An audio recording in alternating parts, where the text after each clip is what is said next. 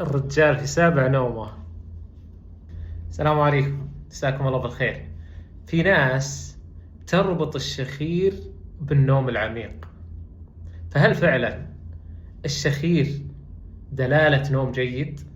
أنا ما راح أتكلم عن إزعاج الشخير وأثره لو في شخص نايم جنب الشخص اللي شاخر وكيف أنه يزعجه، هذا كله واضح. لكن أبى أتكلم عن الشخير كونه قد يكون علامة لمشكلة من مشاكل النوم جدا مهمة. تقريبا احنا نتكلم عن حوالي 40% من الناس عندها شخير بشكل متكرر. ثلث هذول الناس يعانون من مشاكل الاختناق في التنفس أثناء النوم، بمعنى أنه هو نايم يتوقف التنفس عنده بشكل جزئي أو بشكل كامل. في البداية خلونا نفهم إيش اللي يسبب الشخير هذا. من الطبيعي جدا أن الشخص لما ينام ترتخي عضلات جسمه، من ضمن هذه العضلات اللي ترتخي عضلة الحلق. ففي عوامل كثير من ضمنها وأهمها السمنة، لما تكون موجودة مع ارتخاء عضلة الحلق يبدأ يصير فيه ضيق في مجرى الهواء، فلما يدخل الهواء يعطيك سيمفونية الشخير. أحيانا الضيق هذا يزيد فيسبب اختناق جزئي، أو حتى ممكن يسبب لك اختناق كامل أثناء النوم. طيب هل كل شخير خطر؟ الجواب لا. لما يكون الشخير عالي ومتكرر ومعه أعراض أخرى، هنا لازم تنتبه. الإشكال لما يكون سبب هذا الشخير هو الاختناقات أثناء النوم. إيش اللي يصير؟ مرحلة الاستيقاظ الدقيقة تبدأ تزيد أثناء النوم، نوم غير متواصل، جودة النوم تقل، نعاس ونوم في النهار.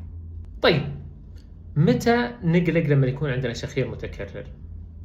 أولا لما يكون في توقف التنفس، أو يكون في شهقات واختناقات أثناء النوم، وهذه ممكن إحنا نلاحظها بأنفسنا أن إحنا نقوم من الشهقات والاختناقات، أو أحد يلاحظها علينا وإحنا نايمين.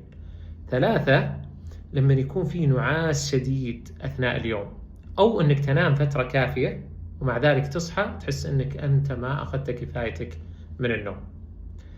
أربعة لما يكون في صداع بعد الاستيقاظ من النوم، أو يكون في جفاف في الحلق أو احتقان في الحلق.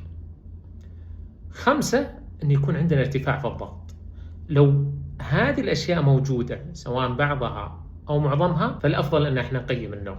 وخير يا طير لو صار في اختناقات في النوم وش بيصير؟ خلوني أقول لكم.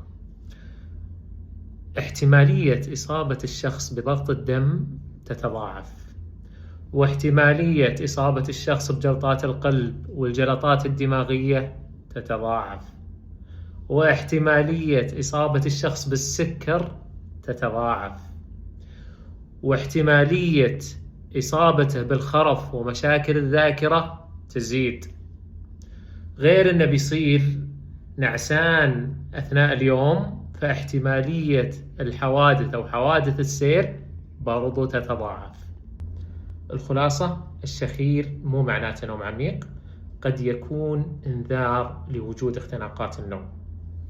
حتى لو كان اللي عندك فقط شخير ومزعج لك أو مزعج للآخرين، برضو ترى له علاج.